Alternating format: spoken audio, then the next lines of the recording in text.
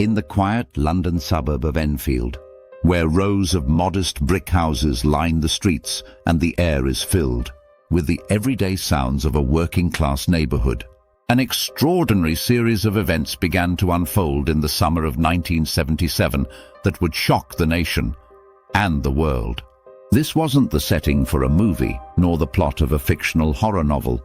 This was real life, and it happened to a perfectly ordinary family living in a council house on Green Street. The Hodgson family. Peggy, a single mother, and her 4 children.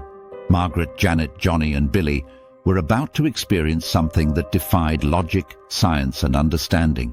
They became the unwilling hosts of what many believe was one of the most terrifying hauntings in British history. The Enfield Poltergeist. It all began in August, one evening as the children were getting ready for bed. 11-year-old Janet and her younger brother Johnny complained that their beds were shaking. At first, their mother dismissed it as childish imagination. Kids have wild thoughts sometimes, especially when it's bedtime. But that same night, strange knocking sounds echoed through the walls. At first soft, then louder and louder, rhythmic and constant, as if someone or something was trying to get attention. The walls were alive with noise, and furniture began to move on its own. A chest of drawers, heavy and wooden, slowly slid across the floor, inch by inch, without any human touch. Peggy tried to push it back into place, only to find that some unseen force was resisting her. She realized something was wrong. Deeply wrong. Scared and confused, Peggy called the police. 2 officers arrived and began a routine investigation.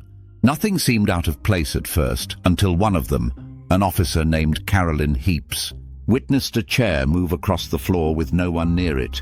She was stunned.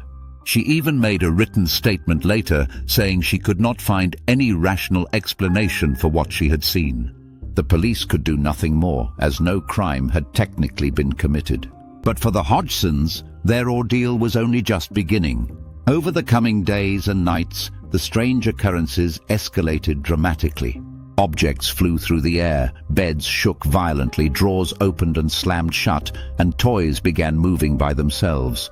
At times, marbles would fly across the room and stop in mid-air before dropping to the ground. The family began to live in constant fear.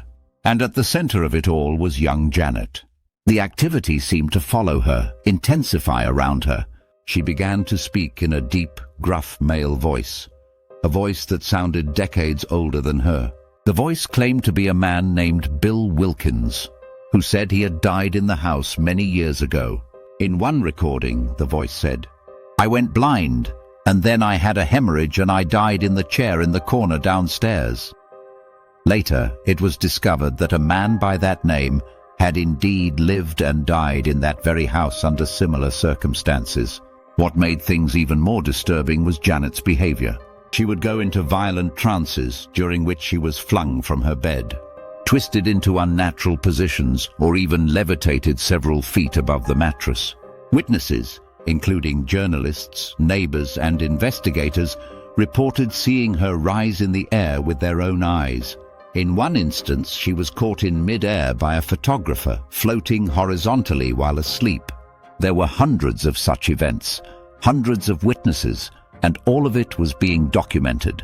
Enter Maurice Grosse and Guy Lyon Playfair, investigators from the Society for Psychical Research. Grosse, having lost his own daughter tragically not long before, felt a personal connection to the case. He moved into the house for several months, installing cameras, voice recorders, and monitoring equipment. What he and Playfair captured was staggering. Disembodied voices, mysterious knockings, sudden temperature drops, and Janet's disturbing trance-like states. They documented over 2,000 incidents during their time at the house, but not everyone was convinced.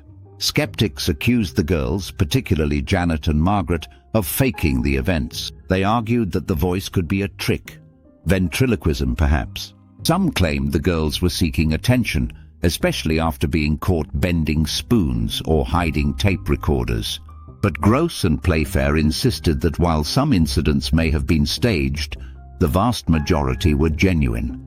They pointed out that even when Janet was under strict observation, unexplained events still occurred. The voice, for example, would continue speaking even when Janet's mouth was visibly closed, sometimes while it was full of water or taped shut. The media frenzy around the case grew. Reporters, TV crews, and curious onlookers all wanted a glimpse of the so-called haunted house. The Hodgson home became a circus of activity, and while this brought attention to the family, it also added pressure and stress to an already terrifying situation. Over time, the disturbances began to die down. By 1979, the activity had significantly decreased, although the family claimed to still hear knocking sounds from time to time. Eventually, the Hodgsons moved on with their lives. Janet, in particular, struggled with the emotional impact of what she experienced. Years later, as an adult, Janet spoke out about the haunting. In interviews, she confirmed that while some minor things were faked out of fear or pressure, most of the experiences were real. She said, "It was not us. It was not me and my sister. We were not capable of doing all that. We were just kids. But something was in that house." She also revealed that she had been hospitalized and tested during the peak of the haunting and was found to be a normal, healthy child with no signs of mental illness or deception. The Enfield Poltergeist has since become one of the most studied and debated paranormal cases in history. It inspired books, documentaries, and even Hollywood films like The Conjuring 2. Yet despite all the attention, the mystery remains. Was it truly a haunting, a demonic possession, a case of mass hysteria, or a hoax that got out of control? No one can say for certain. But one thing is clear. Something very strange happened on Green Street in the late 1970s.